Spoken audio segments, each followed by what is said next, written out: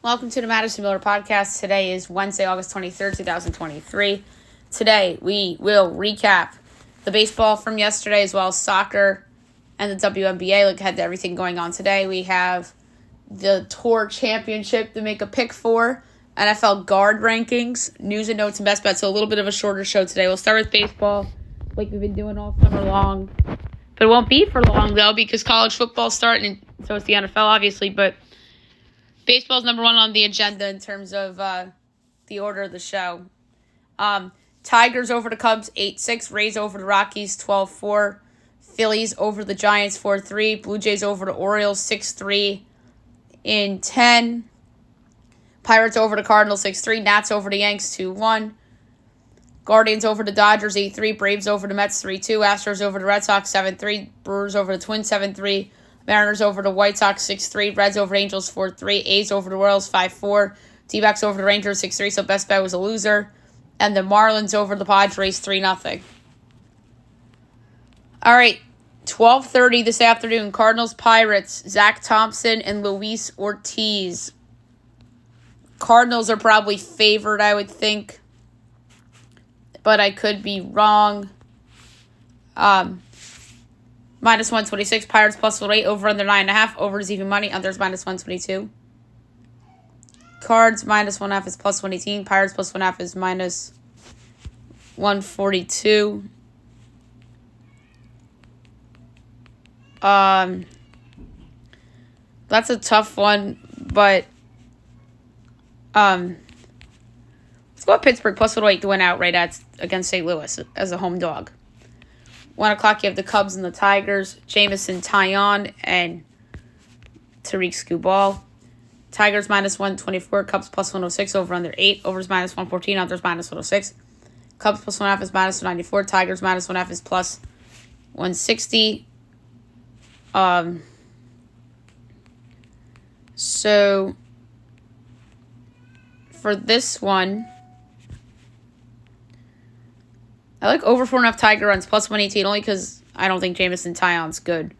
2 o'clock, Twins, Brewers, Kenta Maeda and Corbin Burns. Brewers minus 142, Twins plus 120, over under 7.5. Overs minus 114, unders minus 106. Twins plus 1.5 is minus 184. Brewers minus 1.5 is plus 152. I like the over full game. Why not? It's low. Mariners, White Sox, George Kirby, Michael Kopech. Mariners minus 220, White Sox plus 184, over under 9.5, overs minus 115, unders minus 105. Mariners minus 1.5 is minus 134, White Sox plus 1.5 is plus 112. Boy, do we have to talk about the White Sox and news and notes. We'll get to that, but for this, I'm going to go full game under. 3:30 Royals A's, Cole Ragans and Adrian Martinez. Royals minus 136, A's plus 116, over under 9, overs minus 115, unders minus 105. Royals minus 1.5 is plus 128. A's plus 1.5 is minus 154. I like full game over. And low key, the A's are only two ahead in the loss column in terms of worst record. 4 o'clock, Giants, Phils, Alex Cobb and Michael Lorenzen. Phils minus 132, Giants plus 112, over under 8.5, overs minus 120, unders minus 102. Giants plus 1.5 is minus 188. Phillies minus 1.5 is plus 155. I like the full game under. I think that's doable. Doubleheader game 1, Reds, Angels, Andrew Abbott and Shohei Ohtani. Angels minus 172, Reds plus 144, over under 8.5, overs minus 105, unders minus 115. Reds plus 1.5 is minus 150, Angels minus 1.5 is plus 125. Full game under. Marlins, Padres, Sandy Alcantara, and Seth Lugo. Padres minus 132, Marlins plus 112, over under 7.5, overs minus 115, unders minus 105. Marlins plus 1.5 is minus 200, Padres minus 1.5 is plus 164. I like full game over on this one as well. 6:30, Rockies, Rays, Austin Gomber, Aaron Savali. Rays minus 290, Rockies plus 235, over under 8, overs minus 120, unders minus 102. Rockies plus 1.5 is plus 110, Rays minus 1.5 is minus 132. This is a hard call, but I like under 4.5 Rays runs, plus 114. Maybe they win 4-1 or something like that. 7 o'clock, Nats Yanks. Let's see if tonight's the night the Yankees losing streak's over. Oh, God, no. I mean, it's going to get to 10 probably. It's Mackenzie Gore, Luis Severino. Oh, my God. Yikes.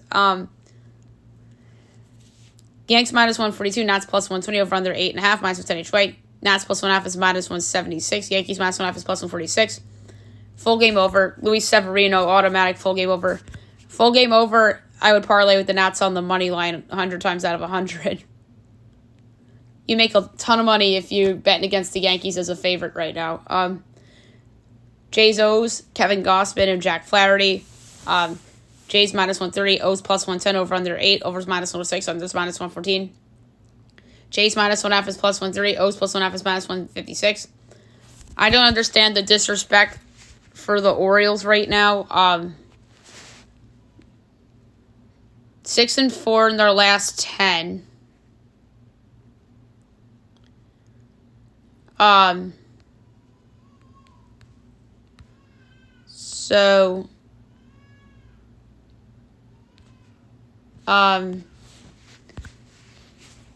Not bad. I'm going to take the O's, plus 110. Dodgers, Guardians, Clayton Kershaw and Xavier Curry. Dodgers minus 220, Guardians plus 184, over under 8.5, overs minus 118, unders minus 104. Dodgers minus 1.5 is minus 125, Guardians plus 1.5 is plus 104. Opposite of Luis Severino, I see Clayton Kershaw. To me, it's automatic under. Full game. Love it. Especially against a weak Guardians offense, I love it. Mets Braves at 720, Jose Quintana and Charlie Morton. Braves minus 200, Mets plus 168, over under 9.5, overs minus 122, unders even money. Mets plus 1.5 is minus 114, Braves minus 1.5 is minus 105. Mets run line's going to be the pick, plus 1.5 at minus 114. Mets 7-3 in their last 10, playing good baseball. Who knows, maybe at this point they finish with a better record than the Yankees. 8 o'clock, Red Sox Astros, Chris Sale and Jose Urquidy. Astros minus 112, Red Sox minus 104, over under 8.5, overs minus 122, unders even money. Boston minus 1.5 is plus 158, Astros plus 1.5 is minus 192, so Red Sox favor on the road line, Astros favor on the money line. At gunpoint, I'm going to take the Astros at minus 112 because I just think they're a better team than the Red Sox. In doubleheader game 2, Reds, Angels, TBD, and Reed Detmers. If the Reds are an underdog in that game, that's going to be the pick. Reds plus whatever, or maybe it's like a minus 104 situation. Because if the Reds are a dog in that second game, I'm going to bet them. Because usually it's hard to sweep a doubleheader, and you would think the Angels will win game 1 because of Ohtani on the mound. And of course hitting too. Alrighty. Now we'll move on to soccer. We will go over yesterday's results of note. And we will look ahead to today. So, UCL qualifying, Antwerp over AEK Athens 1-0. Rangers PSV 2-2 draw. And Copenhagen over Rakow 1-0. These are all first legs. 3 more today. 3 o'clock you have Maccabi Haifa and Young Boys. Just going to pull up some odds real quick for this.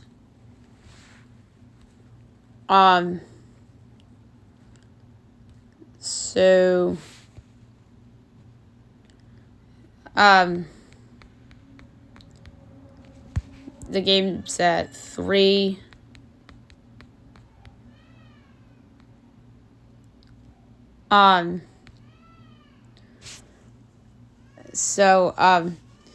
Maccabi plus 125, Young Boys plus 190, draw plus 230. I like Maccabi plus 125.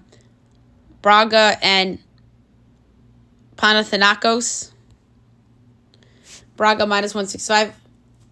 Panathinaikos plus 470, draw plus 240. For this one, we'll go over 2.5 goals plus 116. And then Molde and Galatasaray. Molde plus 175. Galatasaray plus 140. Draw plus 210. I'm going to go with Galatasaray at plus 140. All right, the U.S. Open Cup semifinal.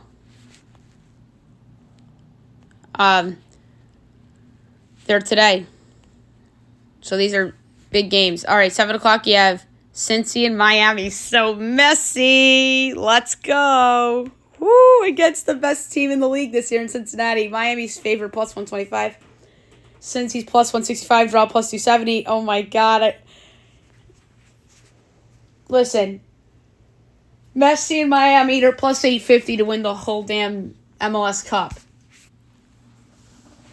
They're going to end up the 8 seed or the 7 seed and going to go on a run. Plus 125 against Cincy. Let's go. And then 9:30, Houston, Salt Lake. Houston plus 120, Salt Lake plus 195, draw plus 230. Houston's home. I think that they have a chip on their shoulders. Let's go with Houston at plus 120. And we have some MLS tonight, 10:30, LAFC in Colorado. So that's fun. LAFC is minus 280, Colorado plus 650. The draw is 4-1. For this one,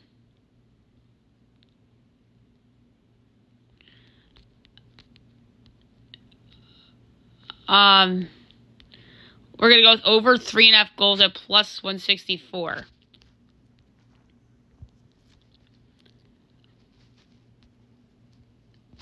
All right, Liga MX from last night. Guadalajara over Tijuana 1-0. Mazatlan over Puebla 1-0. And Juarez over UNAM 4-1. And then tonight, 9 o'clock, America and Necaxa. America minus 320, Necaxa plus 800. The draw is plus 420. Let's do over 3.5 goals plus 136. Pachuca and Cruz Azul. Pachuca minus 110, Cruz Azul plus 270, draw plus 250. I got the draw plus 250. And then 11 o'clock, Athletic San Luis and Leon. Athletic San Luis 2-1. Leon's plus 115, draw plus 660. I'm going to go with Leon at plus 115. That's really it for soccer. Now we'll move on to the WNBA. We have results from yesterday, and I believe they play tonight as well, and they do. Aces over the Dream, 112-100. Dream cover, Aces win. And, of course, Aja Wilson, 53 points. Ties the record for most of the game. All time.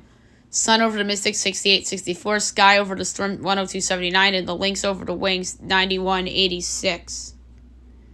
One game tonight, it's 10 o'clock, CBS Sports Network. You have the Mercury and the Sparks from Crypto. Sparks are giving 9.5, total 154.5. That's a low total. I like the over.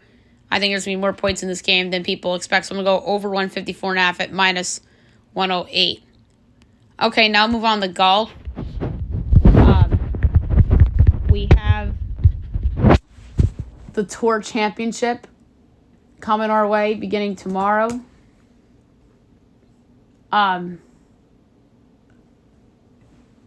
We will go over tee times, and I will make a pick. 11:26, Sepp Straka, Jordan Spieth. 11:37, Tyrrell Hatton and Emiliano Grillo. 11:48, Sam Burns, Jason Day. 11:59, Colin Morikawa, Adam Schenk. 12:10, Taylor Moore, Nate Taylor. 12:21, Siwoo Kim, Corey Connors. 12:32, Sungjae, Tony Finau. 12:43, Xander Schauffele and Tom Kim. 12:54, Ricky Fowler and Keegan Bradley. 105, Ryan Henley and Tommy Fleetwood. 116, Wyndham Clark and Matt Fitzpatrick. 127, Brian Harman and Patrick Cantlay. 138, Max Homa, Lucas Glover. 149, John Rahm, Rory McIlroy. And 2 o'clock, Scotty Scheffler and Victor Hovland. So, loaded slate for sure. And all the stars are out for this one, as they've been the last couple of weeks. And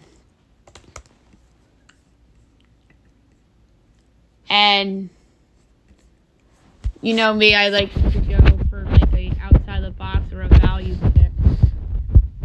go chalk. So, I have a few names in mind.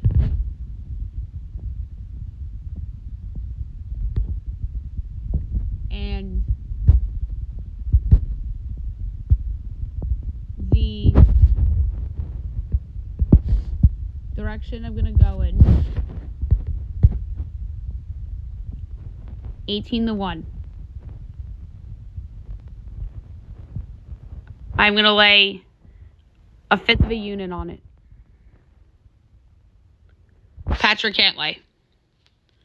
He's 18-1.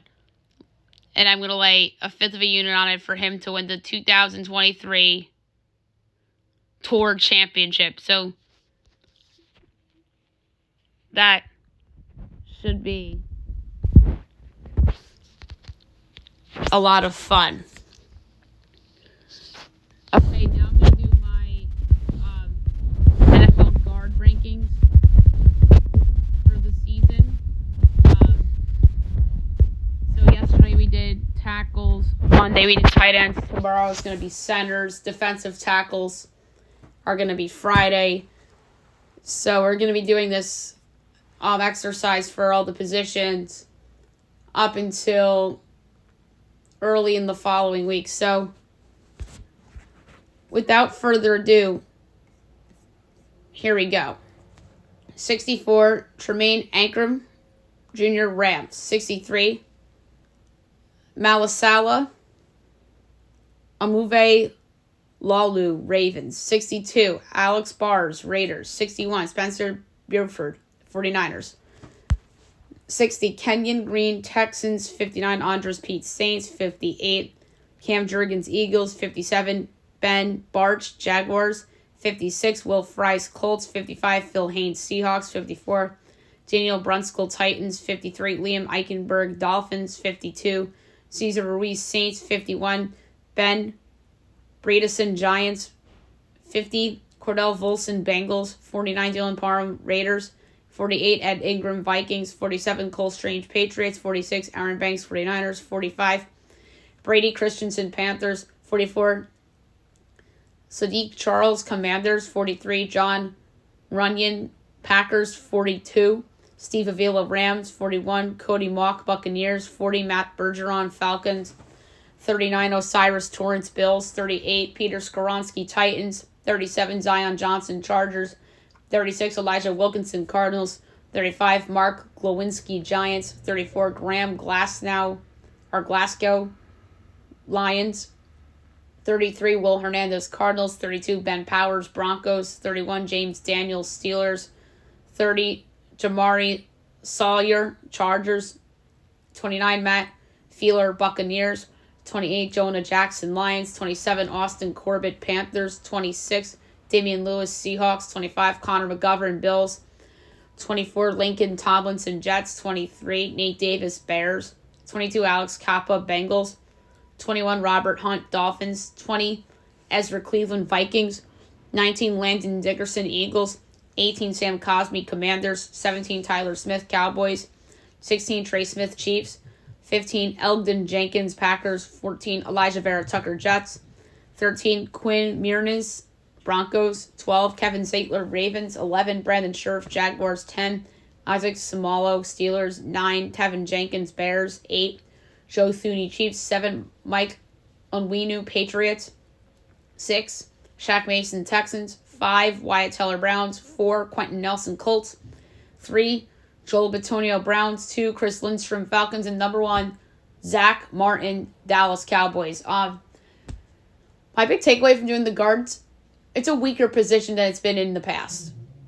Like, tackles deeper. We'll see about centers once I go over those rankings. But I feel like the guard spots are weak. Like, guys in the 20s are guys that I feel like have seen better days. Or are about to see better days. In terms of younger guys that are getting better. But it's just a mixed bag of positions. Zach Martin, I think, is deserving of this. He had a down year by his standards last year. With some injury stuff and whatnot, and he held out this year. But to me, he's still the best guard in the league. Lindstrom had a monster year last year, so he deserves the 2 spot. The 2 Browns guys are amazing. Quentin Nelson was in the top 2 for a while, but he took a dip a little bit. Shaq Mason's underrated. Onwenu is really good too. Thuney is pretty good. Isaac Samalo sneaking in the top 10 is interesting. Tevin Jenkins had a good rookie season. And then after Samalo, it's a lot of steady veterans like Brandon Scherf and Kevin Zietler. And then a couple of young guys like Elijah Vera Tucker and Elgden Jenkins. And Trey Smith. And Tyler Smith, too. And then down the list further, Sam Cosme's young. Landon Dickerson's young. Ezra Cleveland young. And then back to some veterans after that. So, it's a weird list, but I'm not saying the guard position is bad, but it's just a weaker position than I realized while doing the list. All right, now we'll move on to the news and notes for today. So let's start with baseball. Something that really jumped out to me last night, Ken Rosenthal reported that the Brewers made a significant push to trade for Pete Alonso at the deadline and could try again this offseason. Could you imagine that and the outcry of the Mets fans if they pulled off a Alonso trade? They literally, Steve Cohen just like, screw it, I'm blowing this thing up. Spending money doesn't win you dog crap. That's what he was probably thinking. And so he was just like, screw it, I'm trading everybody. And he was mad. And Alonso was available. That's how deny it to the wall, Steve Cohen, but he's definitely available this offseason. The Brewers and the Rays, I think, would be excellent fits for Alonso. And that's if the Rays decide to go in that direction with what they're going through right now. But the Brewers would be an amazing fit for him. And I think the Cubs should be in play for him. If the Angels re-sign if they keep Trout and re-sign Ohtani, they should be in on Alonso. And then they would have to give up the kid they just called up, Shanuel, in the deal. So I think Alonso would have suitors this offseason. And if they pulled off a trade for Alonso, I think they would have ran away with the NL Central. And I wonder what the trade return would have looked like for the Mets. After the Blue Jays designate Paul DeJong for assignment, he signs with the Giants, major league deal. So we'll see how that works out. Mike Trout is in the dark on Ohtani, as he says, you never know what's going to happen when Shohei hits free agency. That's obviously the biggest free agent we've had in sports probably since LeBron James in 2010 when he took his talents to South Beach. Or you can argue Durant in 16 or 19, but the LeBron hype was bigger than that. And the funny thing is that we had Judge's free agency last year, and that was the biggest free agent we had in baseball probably since, from a position player standpoint, since Pujols, and now obviously Ohtani's going to go down as the biggest free agent ever in the history of Major League Baseball. So the Ohtani stuff is still going to be a topic for sure. How about this? And speaking of Mike Trout, the Angels activated him yesterday. So that's interesting that they decided to bring him back. I would have sat Trout for the rest of the season, personally. Braves fans cheer when Pete Alonso was hit in the back. Which, just typical rivalry fan bases. I remember Fenway did that when A-Rod got hit. You know, Yankee Stadium will do that the second a Yankee pitcher throws at Jose Altuve, which, oh my God, if that happened a couple weeks ago when the Astros were in town, oh my God, that would have made news. But the biggest news in baseball yesterday comes from Chicago, the South Side. White Sox fire both Rick Hahn and Ken Williams. That news broke last evening. I'm not completely stunned that this happened. It's just the timing of it was stunning. I would have waited till the end of the year. They're the laughing stock of baseball right now in terms of, and everyone talks about the Yankees and the Mets and how disappointing they've been. The Chicago White Sox play in Chicago. I know they're the little brother team to the Cubs, but that franchise has underachieved these last several years. They're a popular pick to win the division this year. They are the favorites to win that division last year. If I'm not mistaken, I think I picked them to either win the World Series or go to the World Series a couple times over the last 5 years. And they really are just a dysfunctional franchise. And Jerry Reinsdorf is one of the worst owners in sports. There's a reason the Bulls and the White Sox haven't won. I know the White Sox won in 2005, but that was a long time ago. So we'll see what happens. Their manager might be one and done. They obviously started to blow their team up at the trade deadline. I like what they did at the deadline. I sometimes like when teams sell pieces and force the other partner to overpay, like how they did with the Angels with Giolito and the Astros with Kendall Graveman. So I'm interested to see who they bring in to replace those guys. And the White Sox are open to relocation as Jerry Reinsdorf considering moving team once stadium lease expires after 2029 and Nashville is an option. I've always said that Chicago shouldn't have two baseball teams. They have one of every other team. Like they have one basketball team, they have one hockey team, and they have one football team. They don't need two baseball teams, and the baseball team that deserves to stay in the state of Illinois in Chicago is the Cubs, who the whole town loves. And I think if the White Sox moved to Nashville, that'd be great for the league. And, of course, great for the state of Tennessee, as they deserve a baseball team. Well, they have the Titans, they have the Grizzlies, they have the Preds, but they deserve a baseball team, a major league baseball team. And I was somebody that was saying that the White Sox should consider moving. I don't know if I've said it on the podcast, but I know I've probably have said it like on social media, but I think they should consider it. I think it's good for baseball. And how about this? Justin Verlander told Alex Cora to F off after PitchCom mishap led to clock violation. Oof. How's that for drama?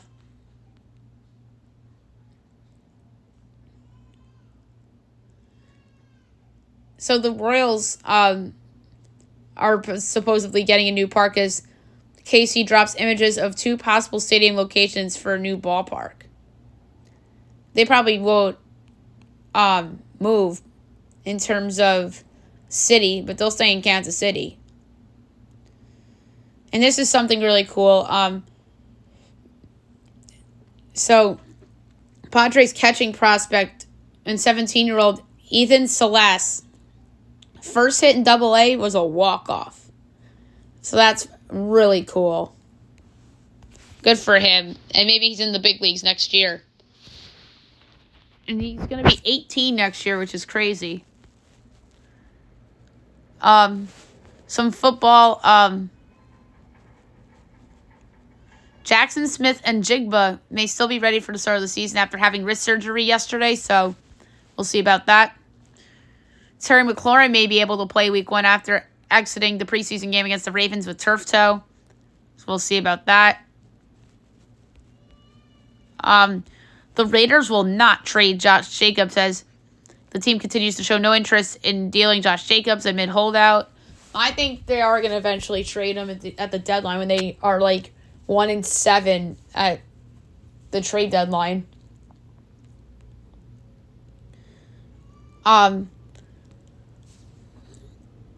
There's people that predict Jonathan Taylor's trade value as 10 NFL front office executives don't expect the Colts to land anything better than a day 2 pick for Jonathan Taylor. Sounds about right. Jerry Jones says the Cowboys will not rule out a move for Jonathan Taylor, but they are very comfortable with its backfield, as they should. Tony Pollard had a good year last year, and their backups, as long as their offensive line continues to block, should be able to perform. And how about this? Reggie Bush to sue the NCAA as he plans to file defamation lawsuit based on 2021 statement related to his Heisman reinstatement. This is not going to end anytime soon. And there's going to be more that comes out of this.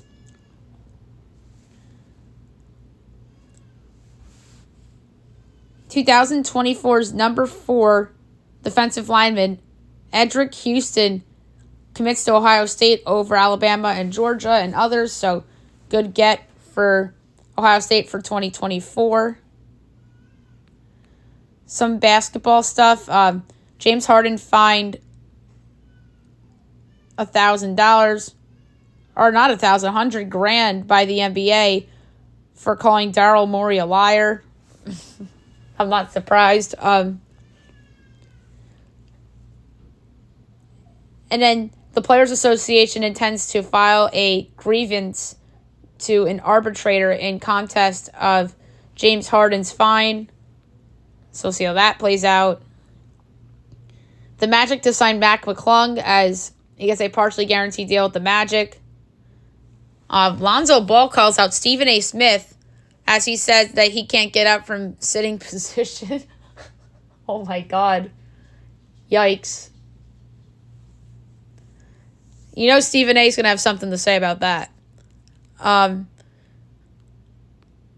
We talked about Aja Wilson breaking the record. LeBron gave her praise. And then Jewel Lloyd passes Breanna Stewart for most points in a single season in Storm franchise history. So that is crazy. And another NBA milestone, or WNBA milestone, Enrique Ongumbali reaches 3,000 points, becomes the second fastest WNBA player to reach the mark behind Elena Delle Donne. And then how about this? Now Sabali bashes the Lynx fans as she's not happy after hearing cheers when she turned her ankle in the game last night. She says, disgusting fan base in Mini. That is rude. You don't want to cheer an injury. That's awful. In any sport. All right, last but not least, my best bet of the day brought to you by FanDuel. There was one that really jumped out at me. A quarter unit's going on it, and it's an under. It involves the greatest pitcher, perhaps, of my lifetime that I've seen. And maybe that's a little bit of a broad and ballsy statement, considering there's so many other great pitchers of this era. But at least from a regular season standpoint, that's the case.